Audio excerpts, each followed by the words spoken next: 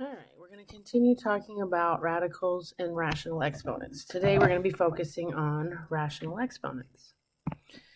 All right, definition of a to the 1 over n. If the nth root of a represents a real number where n is greater than or equal to 2, is an integer, then a to the 1 over n equals the nth root of a to the first. So what you do is, whatever you have up here, this one is just where it's 1 over, and this is where it's like two numbers, like 2 over 5 or something like that.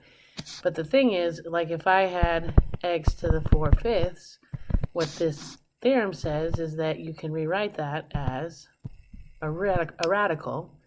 This guy becomes your index, and this guy becomes your exponent of x on the inside.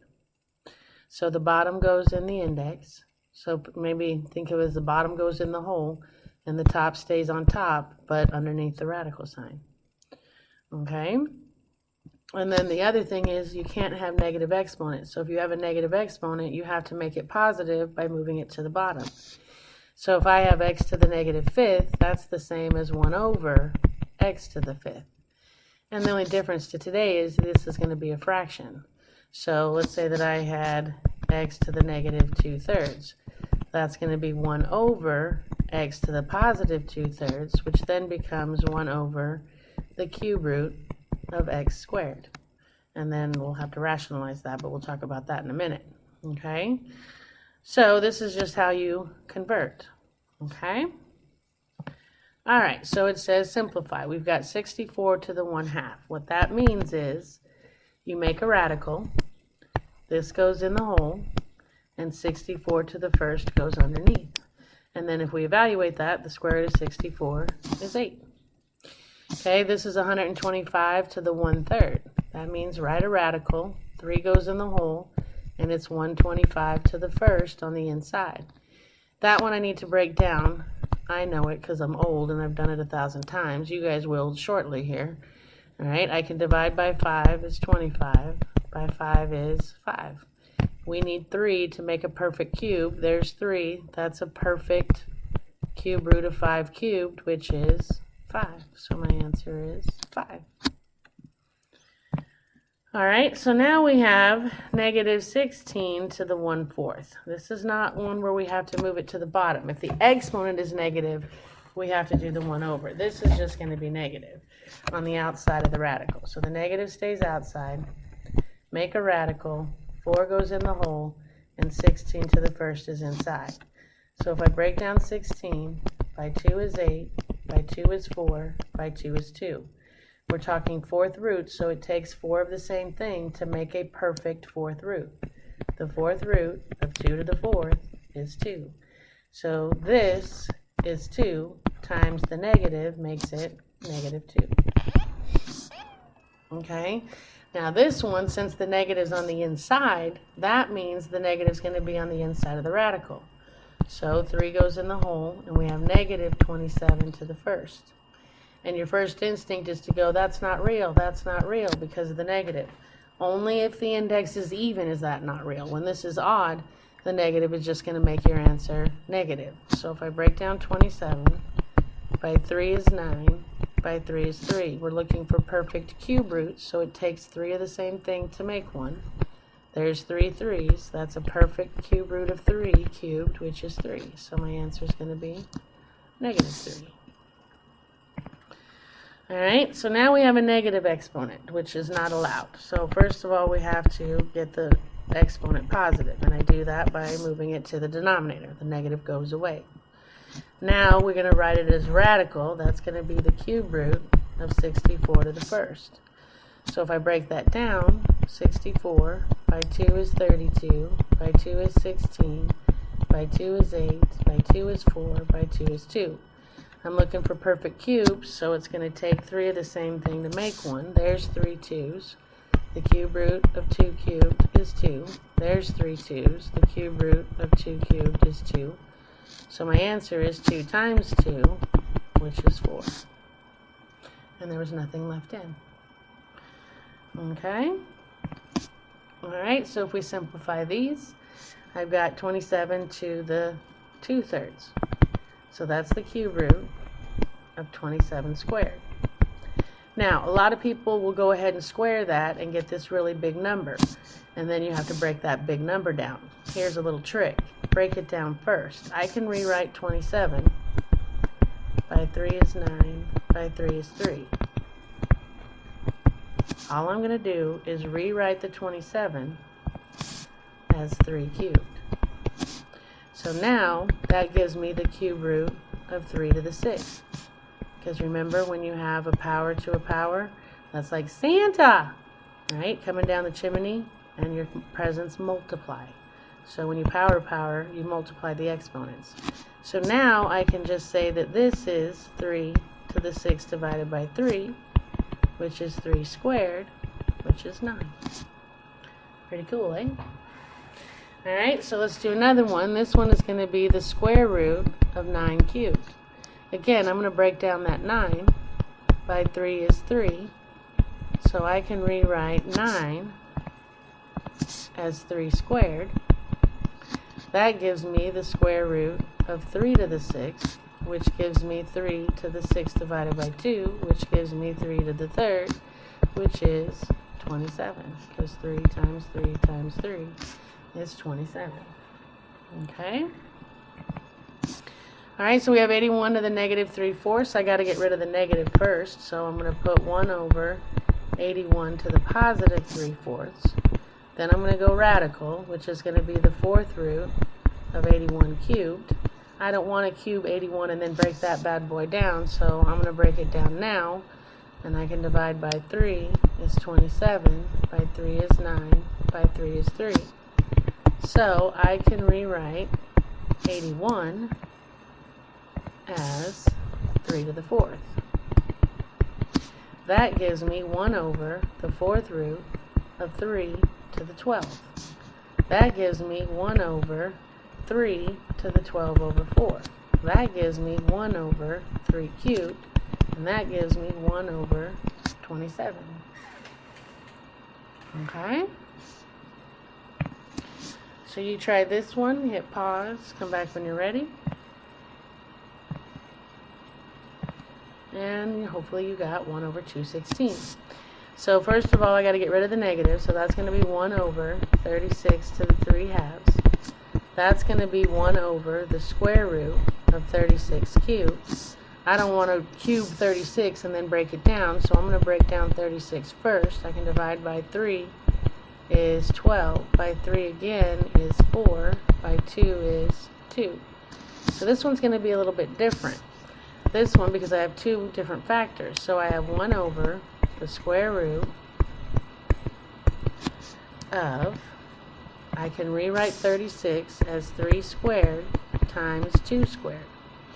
So that gives me 1 over, and I'm going to split it up. You won't do this for very long, but I don't want to lose you. So what this is going to be is the square root of 3 squared cubed times the square root of 2 squared cubed, because that product property says I can split it. So that's going to be 1 over the square root of 3 to the 6th times the square root of 2 to the 6th. That's going to be 1 over 3 to the 6 over 2 times 2 to the 6 over 2. That's going to be 1 over 3 cubed times 2 cubed. That's going to be 1 over 27 times 8, which is going to be 1 over 216. Okay. Alright, what else do we got? Alright, try this one, hit pause, come back when you're ready. And hopefully you got 3. So this would be the 4th root of 81 to the 1st. So I don't need to, I'm going to break down 81. By 3 is 27, by 3 is 9, by 3 is 3. So I can rewrite 81 as 3 to the 4th. That gives me 3 to the 4 over 4, which gives me 3 to the 1st, which gives me 3. Alright, so now we are going to use the properties of exponents. When you multiply powers, you multiply coefficients and add exponents. So 5 times, you keep the x. 5 times 7 is 35. And my exponents are going to be 1/2 plus 3/4. Okay, now when you're adding fractions, I sometimes hate to teach this because then you guys think that you can use it all the time. This is only when you're adding, not multiplying, not dividing. This is only when you're adding or subtracting fractions. There's a little trick that if you don't like, I know you guys hate fractions and you have to get a common denominator. Well, there's a little saying, crisscross, straight across, and it will always work. It might not get you the smallest fraction, but you can reduce it in the end. So what you do is this is going to be 35x to the criss is 1 times 4. Cross is a positive 2 times 3. It's going to be plus 6. Over straight across the bottom is going to be 8. So that's going to be 35x to the 10/8, which I need to reduce that. That's going to be 35x to the 5/4. And I'm done. Okay. Let's try, when you're dividing, you subtract x. Once you divide coefficients and you subtract the exponents. 32 divided by 16 is 2. Keep the x. And then it's going to be the top exponent minus the bottom exponent. We got to get a common denominator. That's going to be criss, which is 20. This is going to be a minus because we're subtracting. Minus 9 over straight across is 12. So that's going to be 2x to the 11 12. There you go.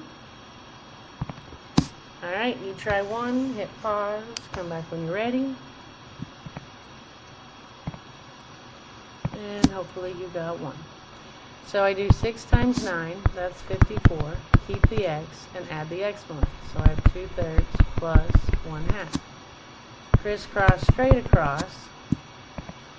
Criss is going to be 2 times 2 is 4. Plus, because we're adding, 3 times 1 is 3.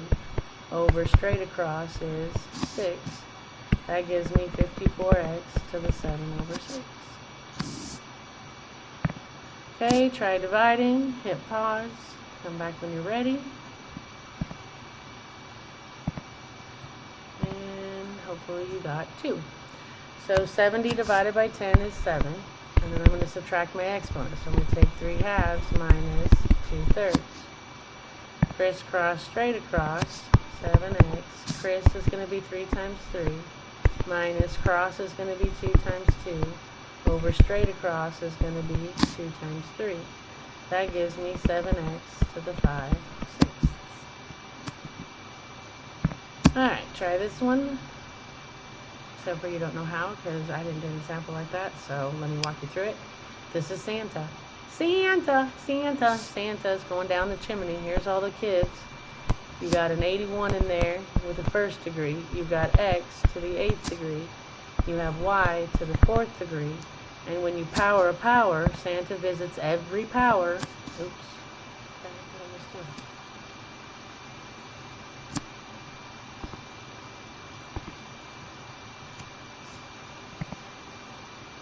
Sorry, I don't know what I just did there. Anyway, when Santa comes, he visits everybody's power. So that's going to be 1 times 1/2, 8 times 1/2, and 4 times 1/2. So that's going to be 81 to the 1/2, x to the 8/2, and y to the 4/2. So if I simplify this, this is the square root of 81, which is 9. Okay, this is going to be x to the 4th, and this is going to be y squared. And there's my answer. Alright, so when you power, you multiply exponents. Alright, so now we're talking about reducing the index of a radical, and that's kind of what just happened here a little bit ago. If I write this in rational exponent form, that's going to be x to the 3/9. Well, I can't, 9 doesn't go into 3 evenly, but I can reduce those, so that's going to be x to the 1/3. If I put it back in radical, it's going to be the 3rd root of x. So the 9th root of x cubed is the same as the cube root of x to the 1st. Okay, I reduced the index. See how it's not 9 anymore, now it's 3? It's reduced. Okay, same thing here. This is going to be x to the 3 over 6, which reduces down to x to the 1/2, which back in radical form is the square root of x to the first.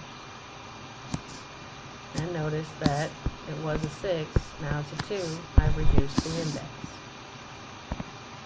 Okay, you try this one, hit pause, come back when you're ready.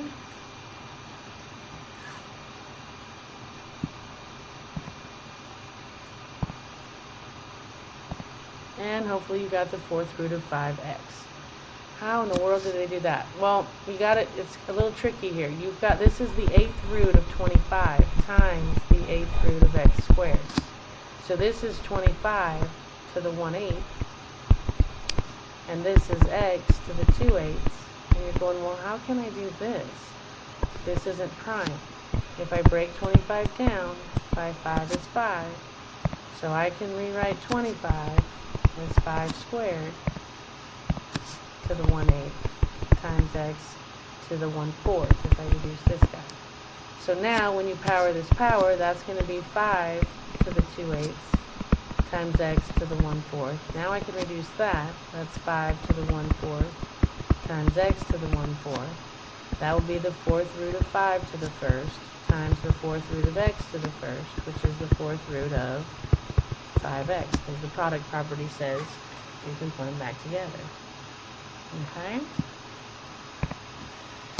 Alright, try this one, hit pause, come back when you're ready.